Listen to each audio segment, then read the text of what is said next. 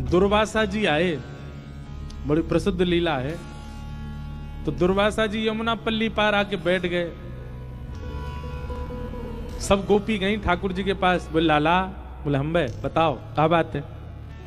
बोले एक महात्मा आयो ब्रजमंडल में। ठाकुर जी बोले अच्छा कौन सा महात्मा। बोले दुर्वासा नाम है वाको। गोपी थे। ठाकुर जी बोले तो कहा काम है मोते, कहा काम बताओ।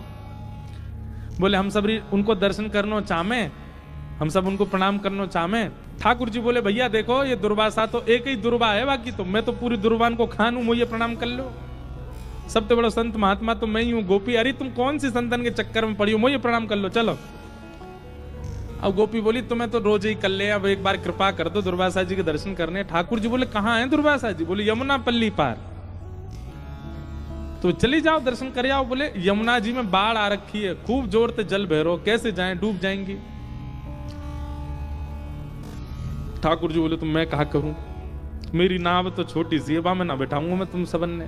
तुम ऐसी मोटी मोटी धाम धुल्ला सी बैठ जाओगी, डूब जाएगी मेरी नाव। नंद बाबा ने छोटी सी नाव बनाए के दइए मोह। ना लाला हम यूं कह रही हैं कि तू कह तो रे कि तू जय जय है, तू परमात्मा है, तो परमात्मा है, तूने कछु करके दिखा यमुना जी में हमारे काजे मार्ग प्रकट करवाए थे। ठाकुर जी बोले अच्छा तुझे बात है, मार्ग चाहिए यमुना जी थे। बोले हाँ। तो बोले एक काम करो। बोले कहा यमुना जी के तट पे जाओ और यमुना जी को जल अपने हाथ में लियो और यमुना जी को जल हाथ में लेकर के और यमुना जी से कहियो हे श्री यमुना मैया, यदि नंद नंदन योगेश्वर कृष्ण ये योगेश्वर हैं, ये योगियों के भी ईश्वर हैं, पर स्त्री को कभी स्वप्न में भी नहीं देखते, स्पर्श करना तो बहुत दूर की बात। यदि इन नियमों का पालन कृष्ण ने भली भांति किया हो तो आप हमको मार्ग प्रदान कर दो। गोपी सब बोली अच्छा और जो कल हमारे संग रास विहार कर रहे वो। ठाकुर जी बोले देख मेरी बात तू जाके कहे यमुना मार्ग नहीं दे दे तो कहियो। सब गोपियां गई यमुना जी को जल हाथ में लेके बोली अगर नंद नंदन श्री कृष्ण पूर्ण योगेश्वर हैं, कभी किसी पर स्त्री का स्वप्न में भी चिंतन ना करते हो, तो हे यमुना जी हमको मार्ग दे दो। इतनो कहते ही महाराज यमुना जी का जल एक तरफ रुक गया, आगे वाला बह गया, मार्ग प्रकट हो गया। गोपियां सब आश्चर्यचकित हो गई। ठाकुर जी दूर खड़े खड़े बोले कहो है ना योगेश्वर हम, बेमतलब पे हम पे तुमने सबन ने जो है का उल्टे सीधे बात बना रखी है। देखो पर स्त्री का चिंतन स्वप्न में भी नहीं करते, देखो यमुना जी ने मार्ग दे दिया। गोपी सब ठाकुर जी तो बोली लाला तो बड़ो कृपा हमको मार्ग, अब हम दुर्वासा जी पे जा रही हैं, कहाँ लेके जाएं। बोले बढ़िया 56 भोग बना के लेके जाओ गरनते। सब गोपियां अपने घर से बढ़िया बढ़िया सामग्री लेकर के गई, पल्ली पार पहुंच गई, दुर्वासा जी के दर्शन किए, दुर्वासा जी को प्रणाम कियो। दुर्वासा जी हम सब ब्रज की गोपांगनाएं हैं, आपके दर्शन को आए। दुर्वासा जी बोले अच्छा आप क्या लेके आई हो। बोले हम सब सामग्री लाई, आपकी इच्छा हो तो हम प्रसाद, हम ब्रजवासियों में एक गुण बताएं आपको, ब्रजवासी और कुछ नहीं जानते, पवाना बहुत अच्छा जानते हैं। ब्रजवासी पवाते बहुत हैं। संतों में प्रसिद्धि है कि भाई ब्रज के ब्रजवासी पवा में बहुत जोड़ते, बहुत बढ़िया पवा में चूल्हा चेताए के पवा देती, ये ब्रजवासियों का स्वरूप है। सब ब्रजांगना गोपियां गईं और दुर्वासा जी से बोली आपकी आज्ञा हो तो हम आपको पवा दें। दुर्वासा जी बोले हाँ लाओ सामग्री लाओ।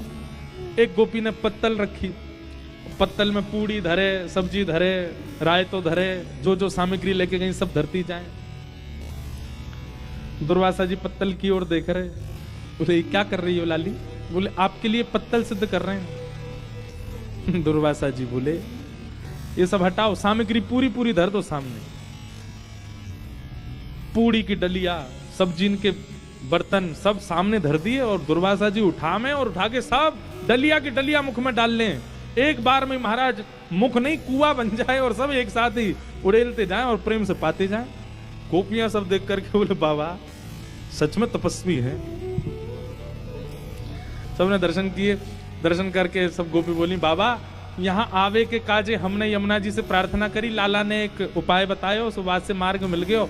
अब हम वापस जानो चाहे, यमुना जी में बड़ी बाढ़ है, आप कोई उपाय बता दो, आप तो बड़े सिद्ध महात्मा हो, बताओ। एक क्षण में तो आप सबरी पत्तल की पत्तल कहा, डलिया की डलिया उड़ेल ली आपने मुंह में, हमारे काजे कछु उच्छिष्ट भी नहीं छोड़ो। अब यहां से वापस जावे को कछु आप उपाय बता दो, कोई मंत्र बताए दो। दुर्वासा जी बोले यमुना जी पे जाओ, यमुना जल लेकर के कहना श्री दुर्वासा जी केवल दूर्वा ही खाते हो और कुछ भी कभी सेवन ना करते हो, तो हे यमुना मैया हमको मार्ग दे दो। गोपी सब एक दूसरे देखने लगे, बोले अभी जो हमारे 56 भोग चट्ट कर दिए वो ये कह रहे हैं दूर्वा खाते हैं। दूर्वा मतलब घास, एक घास। दुर्वासा जी बोले जाओ जाओ यमुना जी से कहो। सब गोपी गई, हे यमुना मैया दुर्वासा जी अगर एक दूर्वा ही खाते हो तो आप मार्ग दे दो। इतने में यमुना जी एक तरफ रुक गई, एक तरफ का पानी निकल गया, मार्ग मिल गया। सब गोपियां उस पर पार हो गई, पर ताम्रवर्ण हो रहा था सबके मुखमंडल का। पल्ली तरफ ठाकुर जी खड़े। ठाकुर जी कहो गोपी दर्शन है गए दुर्वासा जी के, कैसे रहे दर्शन? आज कहां प्राप्त कियो सत्संग में? गोपी बोली एक ही चीज प्राप्त करी। बोले कहा? बोले तुम झूठे, तुम्हारो दुर्वासा झूठो, और तुम दोनों की झूठी साक्षी मानने वाली है जमुनाऊ झूठी है, तुम सबरे झूठे हो। बोले तुम कह रहे हो तुम परम योगेश्वर, और वो दुर्वासा जी कह रहे हो वो दूर्वा खाते हैं, और दोनों की साक्षी दे रही है ये यमुना।